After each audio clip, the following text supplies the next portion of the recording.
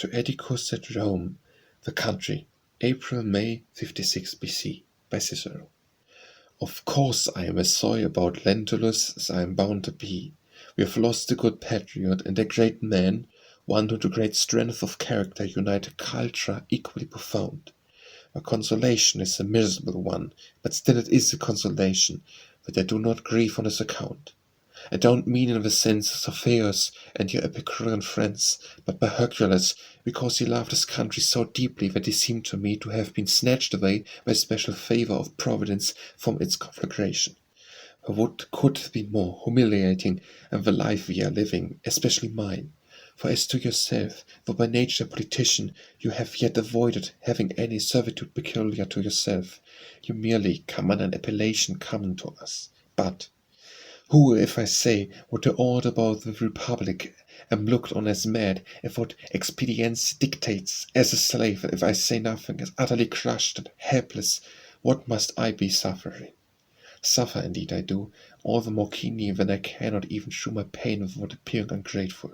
Again, what if I should choose a life of inactivity, and take refuge in the harbour of retired leisure? Impossible.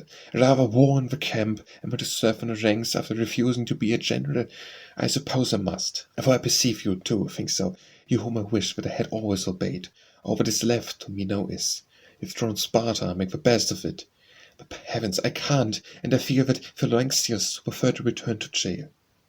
However, in my present retirement I am thinking over how to express my rejection of the old policy, and will meet you will strengthen me in it. I notice that you have written to me at frequent intervals, but I received all the letters at once.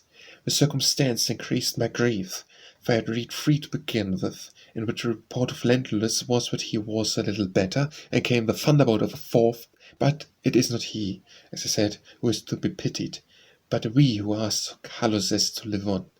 You remind me to write that essay on Hortensius. I have disgraced into other subjects, but have not forgotten your charge.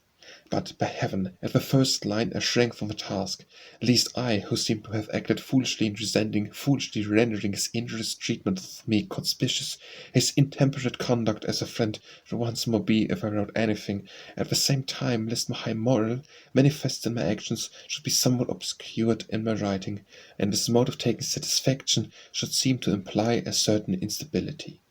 But we shall see. Only be sure to write me something as often as possible. I sent a letter to Cicero asking him to write the history of my consulship. Be sure you get it from him, for it is a very pretty bit of writing, and urge him to do us dispatch, and thank him for having written me an answer saying that he would do so. Go and see my house as often as you can. Say something to Vestorius, who is acting very liberally in regard to me.